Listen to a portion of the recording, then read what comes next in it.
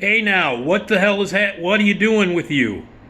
Hi. Hey, Nick Digilio, and it's me, and you're on my YouTube channel. Thank you for subscribing. Daily videos and all kinds of really cool stuff, and lots of videos that I do and other videos that I do for the Patreon channel. So go to patreon.com/NickDShow now. Help me out. Need some help? Donate monthly, $3, $9, $25 a month. Not only will you keep these videos coming, and I'll be able to do more content. It helps me out, keeps things going. But you'll get bonus materials and bonus content and all kinds of really cool stuff, including behind-the-scenes stories, radio stories, and WGN stories, and all kinds of really cool stuff. But only for patrons. So please help out by donating today. Patreon.com/NickDShow. My podcast, the Nick D Podcast. New episodes drop every Tuesday and Friday every week. It's with the Radio Misfits Podcast Network. Check out radiomisfits.com or wherever you get your podcasts. Subscribe, rate, review, all that stuff, the Nick D Podcast. There you go. Okay, last night the SAG Awards were handed out, the Screen Actors Guild Awards. That, of course, is the union that most film and television actors are a part of. In fact, all the major film and television and film actors are a part of, and every year they give out their awards in television and in movies. And it's the union; they vote. All the union's members vote on performances of the year. And a lot of people seem to think that you take who wins the SAG Awards and sometimes the Golden Globe Awards, Critics Awards, and this is a good way of figuring out who will or will not win the Academy Awards. The Oscars will be handed out on March 27th, and some people like to lay the odds down and handicap whether certain actresses and actresses in the movie section of the SAGs will win, and it helps you. It sometimes, it increases the odds of people winning Academy Awards. And that's why people watch it. And of course, it's an award show. It's award season. And the award shows are trying to get back to normal. They were very weird last year, in different locations and because of COVID and restrictions and things like that. The award season was very strange, and a lot of people hated the Academy Awards ceremony from last year because, we were still under heavy restrictions for COVID, and the show itself was scaled back. And so they're trying to get back to normal, whatever that is, to have a Hollywood-type award ceremony, get your stars out there, get them all in one room, get them at tables, get them boozed up, and get back to the overinflated, crazy 3-hour award show season that we all love to bitch about. Get people on the red carpet with the dresses and the tuxes and the suits and all that shit, and get back to normal, what is a seemingly normal award ceremony. And last night the SAGs were relatively normal. I did not watch it live last night. I still have the stamp on my hand, which means I haven't taken a shower yet this morning. I just woke up. I'll share that with you. I'm about to jump in the shower after I do this video. I went to the Music Box last night. That's why I have the stamp on my hand, to prove that I was vaccinated. You have to have your Vax card and your ID and stuff. But I went to go see Nightmare Alley, the black and white 35mm version of Guillermo del Toro's best movie, his best movie ever. And it was magnificent in black and white, a vision in black and white, and it was great. It was great. So anyway, that's where I was last night. So I did not watch the SAGs live, so I watched it when I got home last night, and got to fast forward. I didn't fast forward through the show. I got to fast forward through the commercials and stuff. So it ran over a little bit, like a lot of award shows do. But they didn't have a host, and they didn't have any musical numbers. They had one Lifetime Achievement Award, and that went to Helen Mirren. And they had the In Memoriam. Those were the only things that really were different from just like getting up there, having people come out, having actors come out, introduce the awards and the nominees, present them, and then the winners come up and talk. That, and also one other thing that happened during it. But here are my thoughts on the ceremony and on the winners, and my takeaways from it.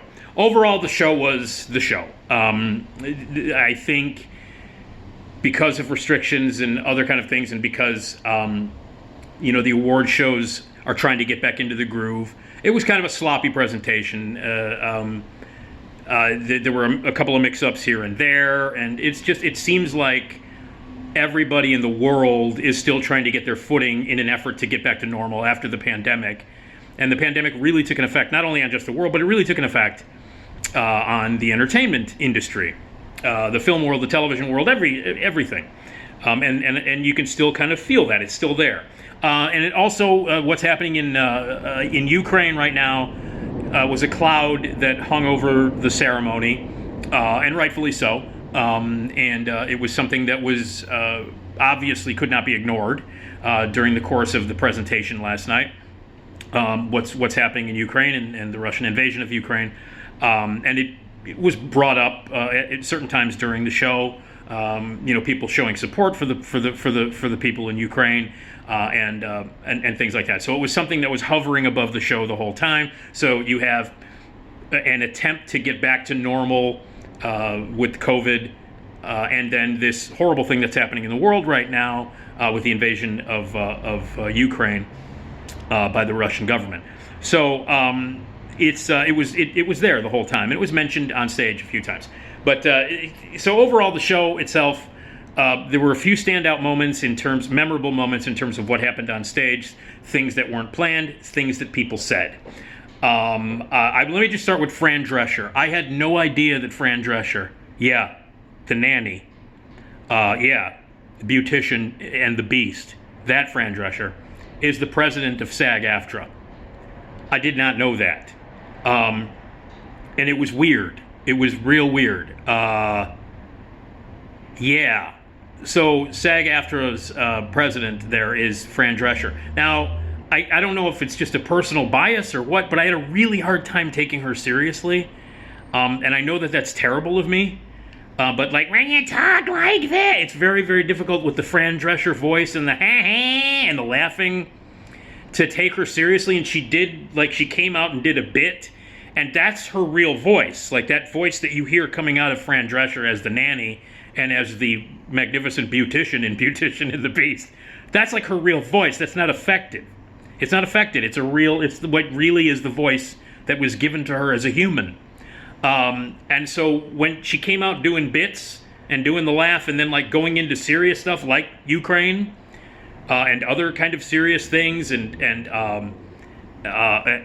charities that she wanted to push and get people involved in. It was weird. I just kind of sat there like, well, wait a minute. The nanny is the president of the... And I know, I know many other popular actors, television actors, who had their moments, served as president of the SAG-Aftras in the past.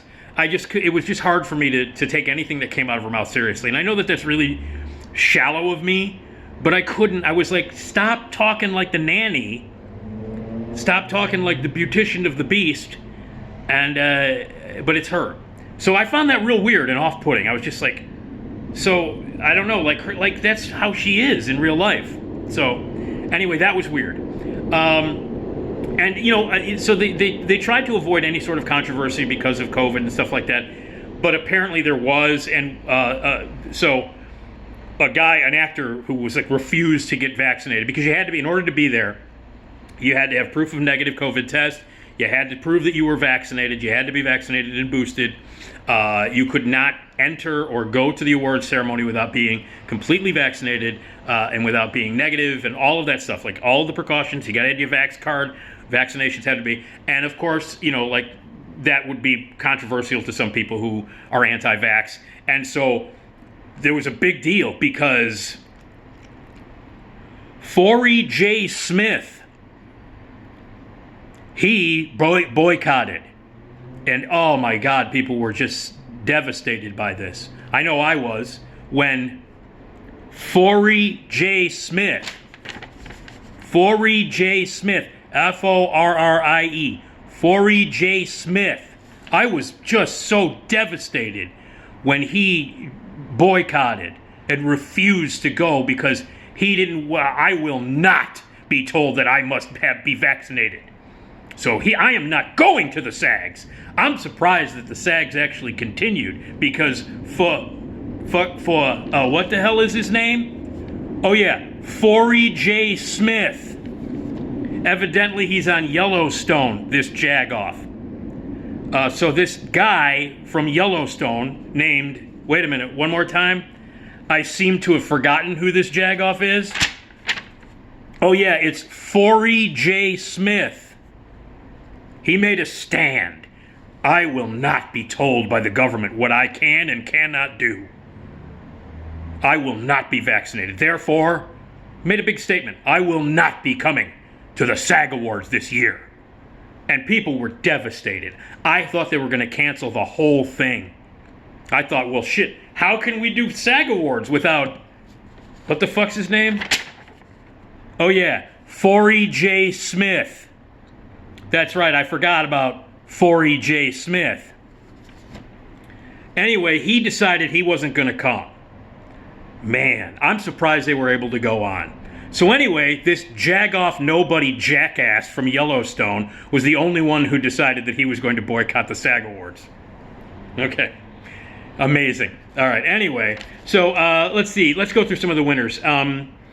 So Will Smith won for Best Actor for King Richard, the SAG Awards. And let me just say this. If this is an indication that he's going to win the Oscars, if you live in the Old Irving Park neighborhood, and on the night of March 27th, if you hear a TV smashing through a second-floor apartment building window with loud screaming and possible gunshots, that's me if Will Smith fucking wins Best Actor for his fucking ridiculous performance in King Richard. I still think Benedict Cumberbatch is going to win. I really do. But there's now a better chance of Will Smith actually winning for King Richard an Oscar for a fucking ridiculous performance for a fucking actor who's had a ridiculous career and he's not good. Jessica Chastain, another surprise winner for the eyes of Tammy Faye. That's a good thing, though, because Kristen Stewart idiotically was not nominated for a SAG, Kristen Stewart from Spencer. And everybody thought Nicole Kidman was going to win for giving the second best performance by an actress who played Lucille Ball in a movie last year. And she wasn't good in it, but I thought she was going to win. When Jessica Chastain won, she was surprised, I was surprised, and I was very happy. So, big surprises in the actor and actress category. One was bad, Will Smith, because he sucks. Two was good, Jessica Chastain, because she rules. Troy Kutzer won for Best Supporting Actor. And he is a deaf actor, and I believe he's the first deaf actor to not only be nominated for supporting actor, but to win it, and he won it for Coda. Ariana DeBose, no surprise here, she won Best Supporting Actress for West Side Story. She's going to steamroll right through and win the Academy Award in a few weeks for Best Supporting Actress for West Side Story. She deserves it. She's fucking great. She gave a great speech. Coda was the big winner on the movie side for Ensemble, which was kind of a surprise by some people. Again, the favorite to win Best Picture is The Power of the Dog, and I still think it's going to win Best Picture. These are more strictly acting awards. For Best Picture, for the Academy Awards, the voters take in everything, not just the acting, but the whole production. So those were your winners on the movie side. On the TV side, Michael Keaton won for Best Miniseries and TV Movie, and his speech was probably the most memorable for several reasons. One, he was in the pisser when they announced it. So he was, in the bathroom, and it took him a few minutes to get up there to accept the award. Everybody had seen him there. They knew he was there. And so he finally gets up there, and that starts out kind of wacky. Like, he was in the pisser, isn't that funny? But then he started to get very serious about making statements as an actor, about having the job that he has that could affect and change the world. And he won for a TV miniseries called Dope Sick, which was about drugs.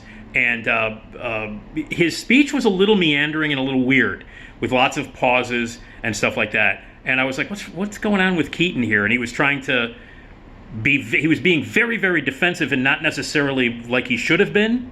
Like, he was saying, I know there's a lot of you who are, not happy with what I'm saying right now, and I'm in a place of privilege, but I get to say what I want to say, and I'm not going to shut up. And he wasn't really saying anything very controversial, but then what was happening in his mind finally came out. His nephew died at a young age, in his 20s, because of drug use.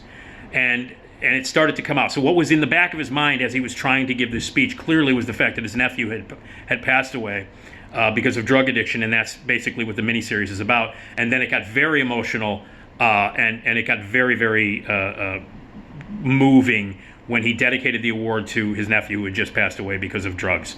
And because the movie that he won for, the miniseries that he won for, was about drugs. So it got very moving, and you understood then why he was so flustered and kind of all over the map. And, you know, it started out as, hey, it's hilarious, he was in the bathroom, and then it was just weird, like, hey, why is he being so defensive? And then, oh, okay. And then it got very emotional. So it was a very memorable moment and a sad moment and an interesting and watchable moment. Okay, big ones here. These are another huge, lots of huge surprises on the SAGs. Jun Ho-jen from Squid Game won Best Female Actress in a Drama Series, and Lee Jun-jae from Squid Game won Best Actor in a Drama Series. These are huge. They were up against big name actors from popular television shows, and they won from Squid Game. And Squid Game really surprised everybody. It's the first foreign language television show to be nominated in these categories, and they're the first foreign actors to win in these categories ever. And it was really amazing to watch and stunning. You know, like Squid Game for a while took the whole zeitgeist, the world zeitgeist, by storm. So for a couple of months it was Squid Game, Squid Game, Squid Game. There were all kinds of stuff online about it. There were mentions of it in pop culture everywhere. At least 2 huge sketches on SNL were Squid Game related. And then these 2 actors, this actor and this actress, win from Squid Game. Everybody was incredibly excited about it. The whole Squid Game table went crazy. It was a wonderful moment. And, you know, the show was terrific, and they were great on it. And they deserved the awards, and that was a good surprise. Will Smith, bad surprise. The Squid Game, good. Jean Smart won for Best Actress in a Comedy. You know, she's having that moment now in her career where she's getting recognized all over the place. She's been around forever. She's a terrific actress. She's great on Hacks. Totally deserved, not a surprise at all. Jason Sudeikis won for Ted Lasso, and as much as I love Jason Sudeikis, I'm not a Ted Lasso guy. It's a TV show based on a commercial, and it feels like a TV show based on a commercial. Sorry, I know everybody loves it. It's a positive show, and la la la. Nah. I'll take Jason Sudeikis from Colossal anytime. Thank you. I'll take my Jason Sudeikis from Colossal and Horrible Bosses. I don't need Ted Lasso. And, you know, and it also, Ted Lasso won Best Ensemble, the big award, Best Ensemble for Comedy. A miniseries TV movie for a woman went to Kate Winslet for Mayor of Easttown. And then Succession won Best Drama Ensemble. And here's the thing. Succession is a fucking comedy. It's a comedy. I don't know how this happened. I don't know how. It's winning all kinds of awards, Emmys, and all kinds of other awards and accolades. It's a fucking comedy. So it won Best Ensemble Drama. It's not a drama. Succession is a comedy. I don't know how this is happening. Look, I'm happy that Succession is getting all kinds of attention, that more and more people watch it with each season, and that it's getting accolades and awards and stuff. But you know what? It's not a drama. It's a comedy. Learn. Brian Cox accepted. They all came up. The entire cast came up. Brian Cox came up and accepted, and he was wearing a mask that said, it was wearing a mask when he came up. And one side said Team Logan, hashtag Team Logan, and the other side said fuck off, which of course he says 15 times every episode of Succession. So I thought that was hilarious. He came up and he had a Team Logan fuck off mask on. I thought that was great. And then, he thanked everybody. But then he was one of the many people who, during the course of the show, mentioned Ukraine and what was happening there. And he specifically mentioned a shout out to the people who are Russian citizens who live in Russia who are not happy with what's happening there. All the protests that are happening, despite the fact that it could be very dangerous for anyone in Russia to protest right now what their government is doing, and especially the actors. They have been silenced. And so Brian Cox went out of his way to not only talk about the tragedy of what's happening in Ukraine, but the fact that fellow actors and actresses in Russia are being silenced. And so he did that. It was very effective and a good speech. Brian Cox rules. So it was your basic ceremony. Helen Mirren was the recipient of the Lifetime Achievement Award. It was presented by Kate Winslet via satellite, pre-taped. And then the great Cate Blanchett. God, I love Cate Blanchett. Oh, she was so beautiful. She's always so beautiful. And I had just gotten home from seeing Nightmare Alley. Oh, I love Cate Blanchett. Anyway, she was great. Helen Mirren got up there. Here's the thing I love about Helen Mirren. everybody's like, oh, it's good, but she's British and she's a dame and she's proper and dignified and blah, blah, blah. She doesn't give a shit about any of that. She'll swear at the drop of a hat. She'll drop F-bombs. She's fucking great. I love Helen Mirren. Not only an extraordinary actress who's had an amazing career, but she is not a pretentious, snobby, proper actress. She can play that, but she's a bawdy chick. She's a broad, man, and she's awesome. And she loves that kind of stuff. And her speech was fantastic. And it was embracing all the actors and actresses. She mentioned Ukraine as well. It was a great speech to an actress who deserves a Lifetime Achievement Award. And Helen Mirren, it just, again, all it was once again, proof that Helen Mirren rules the goddamn planet. And it was a great speech. So Helen Mirren won the Lifetime Achievement Award. And then the other thing was the In Memoriam. They were able to get Sally Kellerman in. She died the day before. And they were able to actually get her into the In Memoriam. And every year during these award ceremony In Memoriam segments, I always forget about people who died. And I was watching it and going, oh, forgot that person died, and I forgot this person died.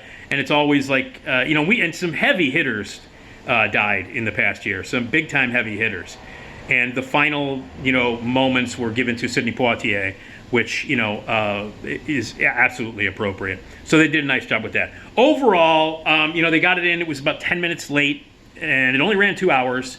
There were no musical numbers. There was no host. There was no monologue or any of that kind of shit. It was award. Special speech here by Fran Drescher, which was distracting and strange because Beautician and the Beast is the president of SAG, and I didn't know that.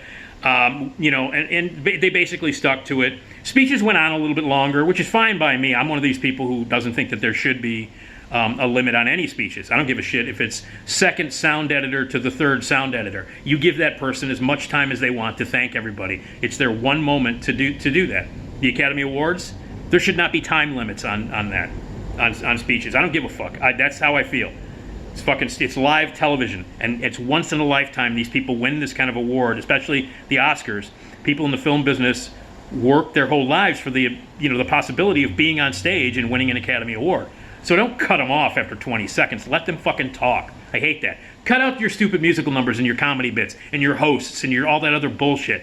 Cut out the movie montages of clips that we've seen 7 million times. And now they're cutting out eight categories from the live ceremony, including editing and score and other categories without editing, without scores, and without makeup and hair, these are categories that are going to be cut out of the ceremony at the Oscars. Oh yeah, those things don't matter. It's bullshit. Don't cut out categories. Cut out all the other nonsense. Don't worry about 3 hosts. Don't do any comedy bits. Cut all that shit out and let people talk. Anyway. So, it was okay ceremony. Some surprises, good surprises like Squid Game, bad surprises, and good surprises also like Jessica Chastain, and bad surprises like asshole Will Smith, winning undeservedly so for King Richard. So, anyway, those are my thoughts on the SAG Awards, and there'll be more to come. The Academy Awards are March 27th, and I'm sure I'll have a lot to say about that. So, anyway, overall, I guess that's it. That's right, Forey J. Smith. It was very tough to do the SAG Awards without Forey J. Smith from Yellowstone. They did the awards despite the heavy hearts that we all had that Forey J. Smith wasn't there. Okay. All right, enjoy the meal.